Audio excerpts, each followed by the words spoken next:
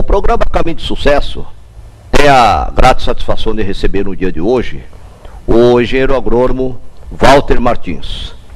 O engenheiro Walter Martins é formado pela Universidade de Bandeirantes, ou melhor, faculdade Luiz Meneghel, de Engenharia Agronômica, em 1982. Ele é diretor da Fertimar e também, na verdade, é sócio proprietário, né? E também ele é um dos sócios proprietários do Viveiro Jamaica. Ele virá aqui esclarecer muitas questões relacionadas com o agronegócio. Engenheiro Walter, é uma satisfação recebê-lo aqui e ter aqui no programa. A satisfação é minha em estar aqui e agradeço a oportunidade. Perfeitamente. O engenheiro Walter irá nos trazer aqui vários esclarecimentos importantes para os senhores telespectadores, principalmente do agronegócio. Engenheiro Walter, quais são as funções de um engenheiro agrônomo? E qual a sua importância para o agronegócio? A função básica do engenheiro agrônomo é fazer com que melhore a produtividade dos alimentos, dos grãos, em uma determinada área. E para isso lança mão de diversas ferramentas, como a adubação adequada, o controle de pragas, doenças, enfim, é uma profissão que tem um amplo espectro de ação. Tem muitas atividades que o engenheiro agrônomo pode estar fazendo. Porque o campo dele é muito vasto, né? Muito vasto. Do agronegócio, né? Muito vasto. E trabalha em planejamento, pesquisa, desenvolver espécie, enfim, é muito grande, né? Muito grande, porque o universo vegetal, sem considerar a parte nutricional, que toda a parte nutricional de todas as plantas, é o engenheiro agrônomo que define qual é a melhor forma de se fazer, né? Digamos que, em resumo, é a profissionalização do agronegócio, né? Podemos dizer, né? Porque aquela fase do amadorismo, que a pessoa plantava meio a olho, não pesquisava o produto, o tipo do adubo, e esperava o tempo acontecer, né? E jogava a culpa no tempo e outras coisas, né? Hoje, se o produtor for agir dessa forma, as possibilidades dele obter sucesso são praticamente zero.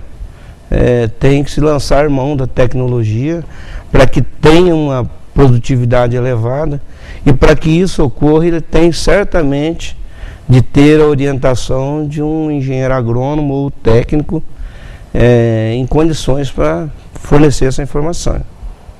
Muito bem. Agora, veja bem, vamos falar um pouco do senhor, né? O senhor é engenheiro agrônomo, entrou no agronegócio, teve uma trajetória de vida na profissão. Eu gostaria que o senhor falasse um pouquinho da sua trajetória, o caminho que o senhor percorreu, e podemos até, por que não, dizer o caminho do teu sucesso, né? Até o senhor chegar a ser um dos sócios proprietários da Fertimar, está hoje trabalhando com o Viveiro, né? O Viveiro Jamaica, né? Que eu sei que é um dos grandes produtores de muda, né? Conta um pouquinho a sua vida aí, até chegar aí. Então, eu tive a felicidade de, em 1983, recém-formado, vim para Maringá. Foi uma bênção para mim. E iniciei meus trabalhos numa empresa chamada Agrícola Panorama, que hoje não existe mais. Trabalhei nessa empresa por muitos anos como vendedor de produtos agrícolas, adubos, sementes, inseticida, herbicida. E com o passar dos anos, através do conhecimento que a gente adquiriu com os produtores na região, nós optamos por tentar trabalhar por conta. Foi quando iniciamos as atividades da empresa, e logo após a gente também viu que tinha um mercado a ser suprido na atividade de mudas de café e iniciamos também a produção de mudas de café. Bom, o senhor falou em produção de mudas, que eu sei que é uma das suas especialidades, né? O senhor desenvolve bastante muda na área de cafeicultura. Então vamos falar um pouco de cafeicultura. Como é que é esse negócio da cafeicultura? Qual a importância dele para o agronegócio? O mercado, eu sei que o preço do café ultrapassou a barreira dos R$500, né, a saca. Então, quem mexe com cafeicultura está sorrindo à toa, né? Mas fala alguma coisa sobre essa cultura do café, a importância dela para a economia do país, do agronegócio. Como é que o senhor vê essa situação? A cafeicultura, ela tem um grande peso na balança comercial do Brasil. Tanto é que nós somos o primeiro produtor mundial de café, né? Mas, além da importância econômica da cultura, tem uma importância social muito grande. Porque quem tem um pedaço de café, ele não precisa engrossar aí as favelas da cidade, né? Ele tem um trabalho digno, que dá o sustento a ele e à família, um ambiente propício para a educação dos filhos, né? E eu acho que o papel social do café, ele pode até ser tão bom ou até maior do que o papel econômico, porque fixa o indivíduo no meio campo, rural. Né? Inclusive agora com o sistema, né, de cultura adensada da cafeicultura, né, que modificou até um pouco a maneira, a visão em trabalhar, quer dizer, aumentou a produção, a produtividade, né? Porque eu mesmo, a minha família teve daquela época antiga, que plantava apenas 1.500 pés por alqueire, hoje se planta muitas vezes mais, né? Isto também acho que melhorou, inclusive, índice de produção, produtividade, aproveitamento da própria terra, né? Em menor área, não foi? Inclusive isso foi uma coisa muito importante, porque com a divisão das áreas para os herdeiros, essas áreas ficaram menores. E hoje um produtor que tenha 20.000 metros quadrados de área e que queira se dedicar ao plantio do café, ele sobrevive, né? Porque onde existia 700, 800 pés de café no hectare, hoje se coloca 8.000 pés, ou seja, 10 vezes mais. Perfeitamente. Então a cafeicultura podemos dizer que é um pilar essencial na agricultura, no agronegócio. Mas agora está muito, não vou falar na moda, porque quando fala em moda dá a impressão que é uma coisa para vir e ir embora, né? Mas parece que veio para ficar, né? Que é a questão da cultura do eucalipto, né? Eu sei que o senhor dedica a esta área com bastante competência e o senhor é um grande produtor de mudas de eucalipto. Para produzir é preciso ter mercado. E o mercado, o senhor gostaria que falasse sobre o ponto de vista econômico, do agronegócio, o aspecto social também, né? Do eucalipto, porque ela acaba sendo uma geradora de emprego na hora que vamos cortar, transformar ele. A utilização do eucalipto hoje é usado para tudo, né? Praticamente, né? Na construção, tem o eucalipto para perfume, tem o eucalipto para transformar em madeira, transformar em papel, né? Como é que o senhor vê a cultura do eucalipto? Olha, a cultura do eucalipto, o complexo madeira em si no Brasil é um dos 5 produtos que mais gera divisas na balança comercial, né? E esse complexo madeira, madeira hoje retirada das florestas, são cada vez menos, não se pode hoje destruir a floresta, né? E assim sendo, entra o eucalipto, né? E o eucalipto, ele pode ser utilizado em de diversas formas, desde o tratamento de um palanque para uma cerca, passando por um dormente de estrada de ferro, um poste, para a condução de energia elétrica, que tem muitos estados que ainda utilizam postes de madeira, passando pela madeira para serrar, né?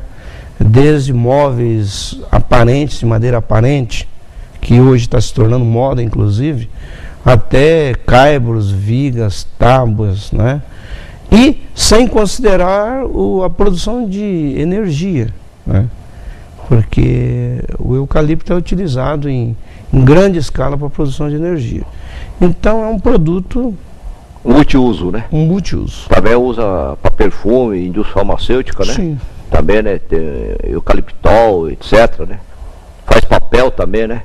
Então, praticamente, hoje o eucalipto ele é usado para dezenas de funções, né? E a possibilidade assim, de retorno financeiro, isso aí é interessante, é útil. O retorno financeiro do eucalipto, para o produtor que tem condições de esperar 6 anos, que é mais ou menos o tempo médio para o primeiro corte, ele produz seguramente 2 vezes mais do que a produção de grãos. E produz 4 vezes mais, 5 vezes mais do que a pecuária. E aí, neste caso, que recomendação que o senhor daria, por exemplo, para alguém que queira entrar neste ramo? Porque há de problema, seja no agronegócio, qualquer outra atividade, é que quando uma área está sendo rentável, as pessoas começam a dedicar aquilo e entra, como se diz na gíria, de cabeça, sem uma pesquisa, sem se informar, sem conhecer, e são os paraquedistas, né? Então a pessoa tem que ter uma precaução, planejamento, enfim, o senhor é um especialista na área. Que recomendação que o senhor daria? A primeira coisa que o produtor deve fazer é ver a localização da propriedade dele e qual o mercado que ele tem próximo à propriedade dele. Certo? Para um produto que não existe distância de propriedade, é a produção de madeira para serrar, para tora, tá? Porque tem um valor agregado elevado. E hoje existe uma demanda muito grande de madeira para serrar, para serraria. Quer seja para caibro, para viga, para a indústria moveleira, né?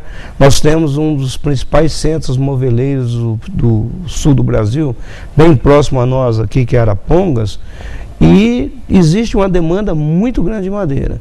E todos os especialistas da área colocam que o grande pico da falta de madeira vai ser no ano 2020, 2030. Então, realmente ele tem que pensar na logística, na distância e na destinação do tipo de eucalipto que ele está plantando, né? Porque se ele plantar um para a indústria farmacêutica, ele tem que ver onde ele vai levar, né? Isso em qualquer assunto, né? Porque senão ele planta uma coisa e tem dificuldade de distribuição ou colocação, né?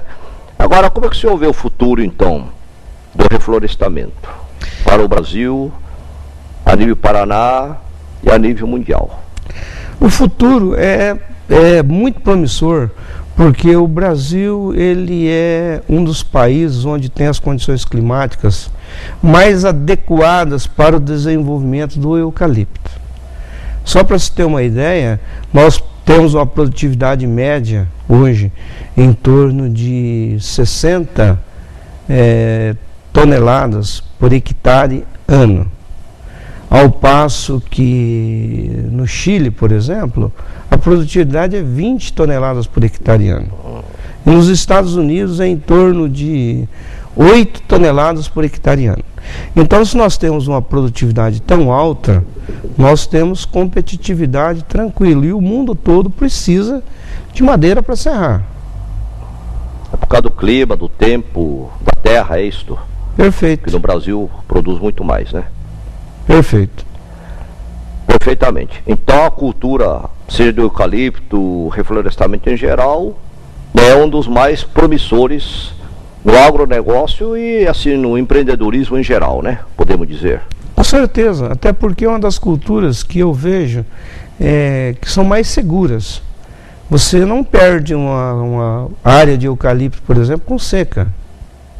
E outra, você não precisa de maquinário muito assim caro para trabalhar com a cultura. Além de que também, logo após a cultura fechar, você não precisa de muita gente também para estar cuidando. Apenas uma curiosidade, engenheiro Martins, Walter. Muita gente fala que o eucalipto estraga a terra, outros falam que a cana estraga a terra, etc. O que há de verdade nisto e o que é folclore? Olha, qualquer outra planta que estiver na mesma população, como por exemplo o eucalipto, o pessoal comenta que seca a mina, por exemplo. Tá? Mas qualquer outra árvore que estiver ali na mesma população vai causar o mesmo dano. Ela é uma árvore igual qualquer outra, vai precisar de água para realizar a fotossíntese da planta, o crescimento dela, mas nada que seja diferente de qualquer outra árvore, mesmo porte, mesma coisa. Essa entrevista nossa realmente é muito esclarecedora e eu gostaria que, para encerrar, o senhor deixasse uma mensagem positiva para toda a comunidade daqui da região, do estado do Paraná, que nos ouve, especialmente para que esta mensagem seja interessante, importante para a construção, para a edificação de um mundo melhor para todos, mais justo, e também em termos de agronegócio, né? Para quem está nos ouvindo, né? Eu vou colocar aqui o que eu acho ser a missão do engenheiro agrônomo, né? Que é aumentar a produtividade de uma mesma área, propiciando melhor qualidade de vida para o produtor rural e maior segurança alimentar para o consumidor, porque é o engenheiro agrônomo que faz as recomendações dos agrotóxicos, né? E na mão dele está o alimento seguro para o consumidor. Além de que gostaria de enfatizar também é o seguinte, que nós todos podemos fazer alguma coisa pelo meio ambiente que nós recebemos dos nossos pais e certamente vamos ter que devolver para os nossos filhos, né? E para começar a gente poderia fazer uma coisa muito simples, né? Que é a separação do lixo, né? Todo mundo que está nos ouvindo pode, a partir de amanhã, né, começar a separar hoje, né? Agora, né? De agora, o lixo orgânico do reciclado. É tão simples. Então, é isso que eu gostaria de deixar. Engenheiro Walter Martins, nós ficamos eternamente agradecidos com a sua presença, que veio realmente enriquecer muito o programa de hoje. Agradeço, muito obrigado pela sua presença e passo a palavra para a sua despedida final. Eu agradeço mais uma vez a oportunidade de estar aqui e muito obrigado. Muito obrigado.